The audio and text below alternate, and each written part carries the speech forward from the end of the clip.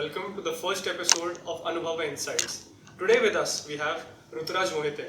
Ruturaj is a final year IIITB student at IIIT Bangalore. Thank you for coming, Ruturaj. Can you please tell us more about yourself? Hi, I'm Ruturaj and I'm a final year student. I'm a final year IIITB student at IIIT Bangalore.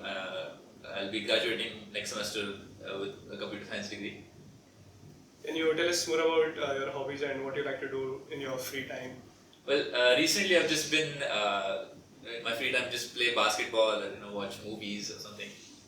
That's cool. Thank you for joining us today. So I would be asking you a few questions about your summer internship. I suppose you interned at Google. So how did you get this internship? So I applied for this internship last year in September, and I just applied on their careers page with the referral. So like, what led you to apply for this specific internship at Google? So there was nothing specific about this internship. I had applied to 20 or 30 places, but yeah, this is the one that happened to work on. So was there a specific tech stack which you worked on or something like that at Google, like back end, front end, UI, UX, something like that? So there is usually when you join a team at Google, you're expected to sort of do a little bit of everything. But I primarily worked on back end stuff, and the tech stack was, well, most of it was proprietary internal stuff, so it's not very useful to talk about it. But I did work with Java and distributed database like Spanner and protocol buffers and all that. Okay. So what skills or knowledge would someone require to crack such an internship? As in, a lot of people who still want to, I mean, Google is their dream internship or company to work at. So what skills or what specific tech would they have to like expert? Would they have to be an expert into like intern at Google? Well, first of all, you don't have to be an expert at anything, but I feel there's no one thing that you can be, that you need to be good at to sort of get any of these internships. You can be good at whatever you like to be good at, but so for me it was, and at the end of the day, it's very likely that whatever you're good at is not even what you'll end up working on at the internship. So for me, I was always into back-end development, but very different kinds. So I was into doing networks or operating system stuff. But during my internship, I didn't work on it. I just worked on usual back-end stuff. So really, I feel just it's good to be good at something that you want to be good at, but there is no one thing that you need to be good at. So like, how was your experience during this internship? Like, what kind of hardships did you face, and how did you overcome them? Initially, I'm pretty sure you were new to this, and then when you left, obviously you were a changed man, I suppose.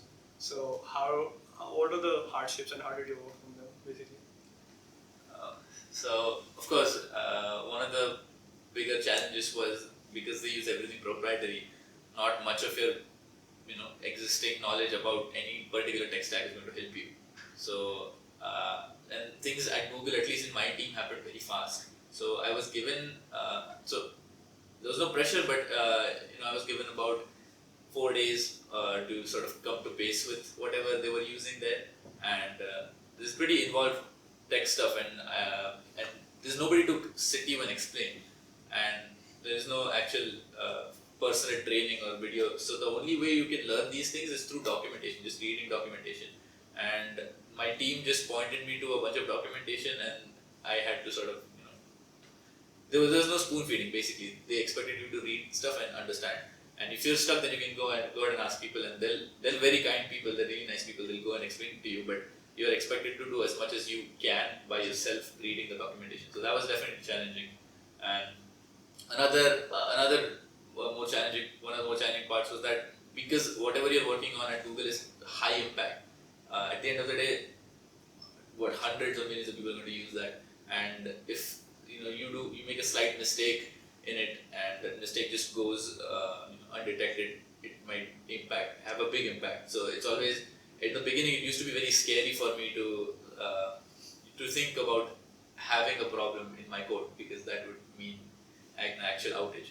But with time, that fear just goes away, and there is always a lot of safeguards in place so that doesn't happen, and there is a lot of senior people looking at your code before it actually makes it to production. So yeah. So is just the senior people who help you, or you have colleagues or you have other interns who also help you throughout? And also about the documentation part which you said. So this documentation is given by Google's own thing, or is it like a white paper or something which you read during internship? So the documentation is specific to what team you are in or what exactly you're working on, and that will be given to you by your team. Okay. And that is an internal documentation. It's an internal link. So Google has documentation for everything that is internal, and so your team will just point you towards the important parts of it.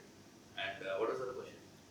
Yeah, so did your other fellow interns also help you throughout this, or was it just the senior people who helped you? Because I'm pretty sure, like in college and school, your friends are the main source of knowledge. I mean, you learn with them, group studies and all. So did you have anything of that sort during your internship? So mostly my co-interns worked on different projects, so we were all working on different things. Okay. So because of that, there's not much help that they could have given me anyway. But everyone is extremely supportive. There's no competition or foul play. But yeah, definitely the people who are in the team obviously have a more wide range of knowledge, so they're able to help anybody. But the interns obviously they're more specialized knowledge about their project only because they don't have a lot of time. So there was always anything that I wanted help with. Anybody always helped me to their best of their abilities. But yeah, interns themselves they don't know much. So us we don't know much. So not much. How is the overall work culture at Google? I'm supposing you interned at the Bangalore office. So how is the overall work culture there?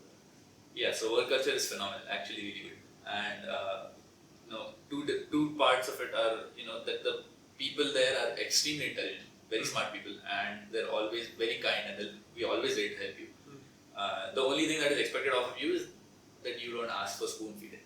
That's it. And as long as you have given your, you're trying to understand something and you are not able to, that is completely acceptable, and everyone will help you, to the best of their abilities. But the only thing that they expect you to do is just try to understand it on your own first. So the culture there, and also the work that you do is very high impact because so many people use the Google products. So that is another really good thing about. So and overall the culture in the sense that people there are no restrictions on you have to work these many hours a day or these many days you should be in the office. It's very flexible like that. If you're sick, everyone will encourage you to not work that day, to take a leave, and it's also open in the way that you can work whenever you want to. You can chill whenever you want. As long as the work gets done, that's all that matters. It's up to you how you do it. So like you said, the first 4 days it took time to come to pace with. But other than that, during your internship, was there any day when you felt stuck? I mean, obviously, what you were working on, it impacted a lot of people throughout the world. So sometime if you made a mistake or something like that, do you ever feel stuck in any way over there? Well, yeah, a couple of times, but nothing major because always if there was so especially my mentor manager, he's very good at sort of just looking at code and pointing out where things could go wrong. So every time I did make a mistake, he was very quick to point it out in the code change itself. That okay, this might cause problems, and he would suggest changes, and I would make those changes. So so when I had that kind of confidence over a few weeks, I developed confidence in the fact that okay, even if I do screw up something, that people reviewing my code will catch it. So after that, there was not really much anxiety about that. And being stuck, yes, you get stuck a couple times, but then you can just ask people, and they'll help you out. Okay, so as we know, you're also into open source. You've been contributing since your second year. So how do you if I'm a beginner, I'm a novice at this, how do you get into open source? How do you start contributing to open source? Open source, I actually kind of started in my first year itself, but I didn't do much in my first year. I was just the reason I started was because in first year, the courses that you have programming 1, 2, you're sort of just writing some C program with a main function and CLI programs. So I always wondered how that translates to real world programs, because you can always have a compiler C code into an executable and sort of execute it, but then how does Google Maps work? That's not an executable that you can just start. It's a web application. So how does that work? So these type of questions made me just look at real code and be like, be curious about how that works. And that is the reason I started to contribute to this org in the beginning. I think it was called Public Lab, which is it's a basically they do voluntary stuff and volunteering and all that, and which is so I started to contribute to that and learned a lot from there. And second year is when I sort of got a little better at programming itself, and at that point I was making non-trivial sort of changes to code, and I started to contribute to circuit bus, and from there I got into GSOC with them, and after that also I kept contributing to this another open source org called so if you've heard of the Cloud Native Computing Foundation, it's an umbrella organization with a bunch of organizations under it. Just so everyone knows, what is an umbrella organization? So an umbrella organization is basically an organization which just has a bunch of other organizations under it. Oh. So you can think of how Alphabet is an umbrella organization for Google or DeepMind. So it's CNCF. Under that we had they have a project called Meshery, and so I started to contribute to that open source project, and I felt that was one of the best experiences for a new contributor. So that's what got me started there, and over time I also interned with them and got into this LFX internship program, which is the Linux Foundation Mentorship Program, which is also an amazing experience. And from there I also maintained, so after I contributed to Circuit Bus with GSOC with them, since then I've also been maintaining their simulator. Now not so much, I've been a little out of the loop now, but there are other people now who've sort of taken over more or less. So that was an amazing experience also. And then being a GSOC organization at also, so these are like 3 different roles that I played in the same program, and that was like 3 completely different roles that you have to assume. So throughout this, obviously open source and audio learning, you started, like you said, you did some stuff in your first year as well, and obviously Google is a great source of help while you're learning. But then other than Google, are there any specific resources which you used, which you remember, which could help beginners to learn, other than Google obviously? YouTube. But yeah, basically just searching stuff. I don't think I've ever looked at like roadmaps or open source roadmap. I feel like that's fairly useless because it doesn't matter how you do it, as long as you just kept exploring. Yeah, as long as you sort of do things, and if you're consistent in doing things and you're always trying to make impact with whatever you're doing, it'll always lead you to good places. You don't have to follow any roadmap. So also the project you told us about, which you worked on in GSOC. So could you tell us more about your project in brief? So this requires a little bit context. So in Circuit Bus, there used to be this thing called a test bench module, and the way it would work was it was just another like a gate where you could program test inputs and outputs, and you could test them against. So instead of that, what I made was a different sort of a framework where you could test, which was not a module like that, and also it was not clock dependent. It was not sort of rendered, which made it so that you can test it immediately. So even if you have like a circuit which is running on a clock, so earlier you would have to use the test bench module, and the module would run on the clock, and then you have to test it. You have to wait those clock cycles and then for the test to get over.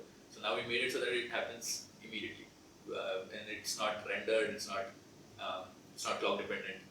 So it's much faster and much more reliable also. That was my project. Okay, so this question is silly, but what's your favorite language? Like, I don't know. I guess Golang, because recently I've been exposed to it, and I just feel like in Golang there's this thing called Go routines, which helps you very seamlessly do parallel programming. So I feel that is very cool. Okay.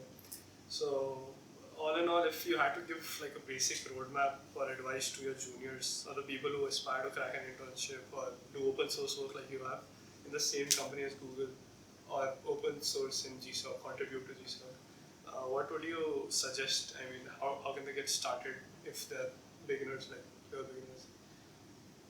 Well, so I believe that roadmap is not necessary. As I said, as long as you're aiming to sort of learn and sort of do something, contribute with your learnings, that's all it takes. And as long as you do that, honestly, it will all you'll get somewhere. You don't have to. A roadmap will be different for everyone. So I don't think what I have done exactly has been never done by anybody that I know of. So, and that is how it will be in most cases. Because if you just follow somebody who's already done something, there's like 100 people doing the same thing. It gets harder for you to stand out. But yeah, so before you started out, did you have this goal or something in mind that at the end of 2 years, 3 years, or 5 years, I have to be here? no, not really. GSOC was something I heard of I had heard of it before, but I really only knew it when I came to college, and it was like a whole hype around it. And at that point, I was like, okay, let's try to do this. But other than that, I never did. I didn't have any of these. And in fact, that's what I'll say is, when you ask that what do people have to do to get, let's say, an internship at Google. So one of the more important things is don't worry about getting an internship at Google, because these things are like a lot of things. You might get something better than Google. You might get something which you are more interested in than Google, and you'll realize it over time. You might think at the moment that Google is the best company to intern at or whatever, which A, it is not. There's better, but B, it might not be for you anyway. You might find something even better or better for you.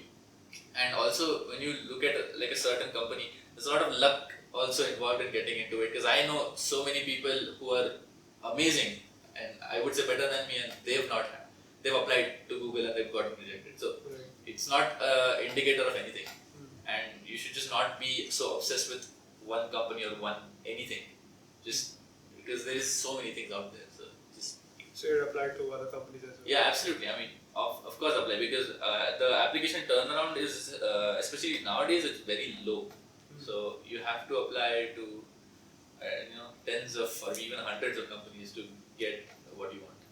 So, I mean, if you're comfortable sharing, what will you be doing in your next semester? I mean, because you're in your second semester. Yeah, so next semester I will mostly be working on my master's thesis, and apart from that, there is talks with another internship for about 2 months or so. We'll see how that goes, but mostly I'll be focusing on my master's thesis. So, do you have any plans for higher education after this degree? Not really at the moment, but things might change later. But at the moment, not really. Okay. So, thank you for joining us today. It was a very informative talk, and I hope the people watching this podcast would also benefit from it. Thank you for having me.